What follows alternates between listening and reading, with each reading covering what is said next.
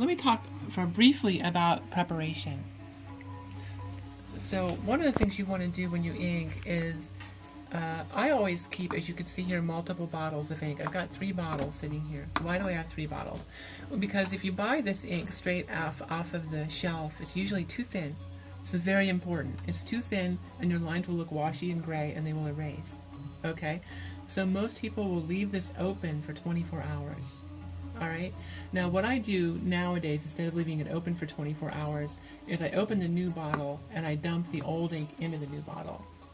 But before I dump that, or before I even use ink, sometimes I shake it up. But one of the things I really like to do, that really is very effective, is I take an old crappy brush, and I either use the brush end or the tail end. And when you get down in there, you can feel all that tar-like ink in the bottom, you know?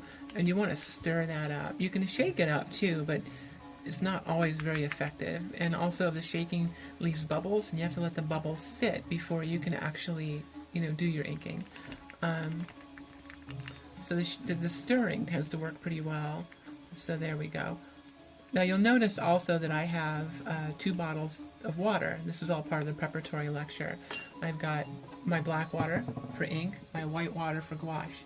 And I either use something like this, which is bleed-proof white, or I just put gouache in a lump at the top of my desk.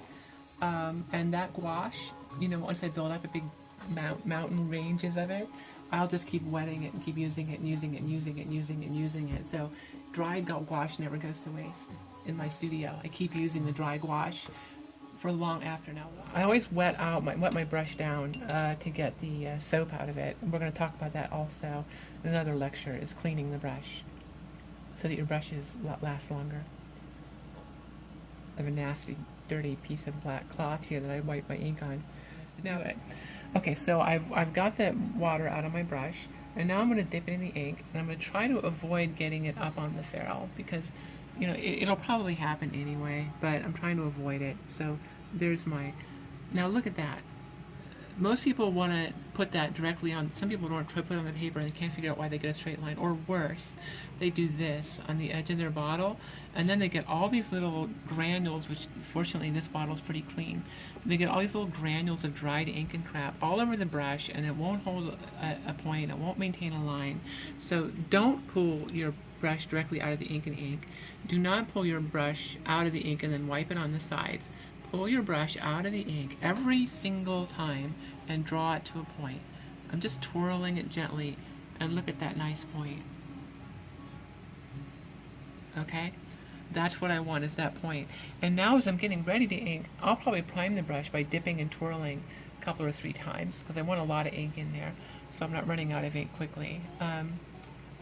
So I'm actually, see, the ink for me right now is a little too shallow in the bottle, and it's driving me nuts, so I'm going to add a little more ink, and then I'm going to do a second stir.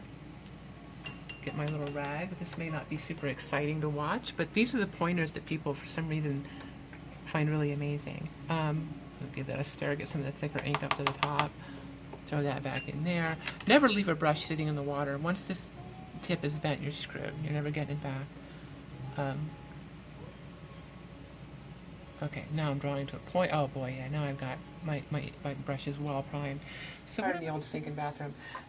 This is what I use to clean my brush. It's all worn out now. It's called the Master's Brush Cleaner. It's really cheap. It lasts forever. You can see I've been cleaning the brushes in it. It's not essential to have that completely clean. So what I like to do is I like to take my brush and get everything out I can with the water. And then I, get the brush good and wet. I get a little bit of a lather buildup. Look at all that coming off of there. I do this. Look at all that coming out of the ferrule. Right? Look at all that. You don't want that in there. Now, there's more. The other thing I do, and this would come out the first time you saw it, is you gently, don't shove it, gently flay the brush out, because you're trying to work all that, look at all that black, gray stuff that's coming out of that brush. And do this again. Work it all out. You want to work that out of there. This will increase the life of your brush tenfold at least. So now we've got look how clean ferrule of the brush is, right? So what we're going to do now is we're going to rinse this out again. We want it to be mostly dry. I'm just going to finger dry it like that. And then what we do is we get some of the extra water off.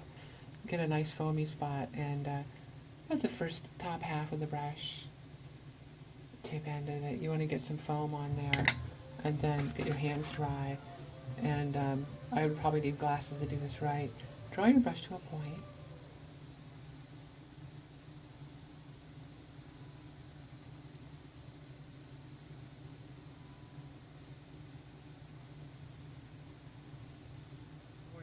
But I tend to wash my brushes and then I hang them from a hook or a clamp. Now, why do I do that? I do that because if you look down here, the ink will go up into the ferrule in here, and then the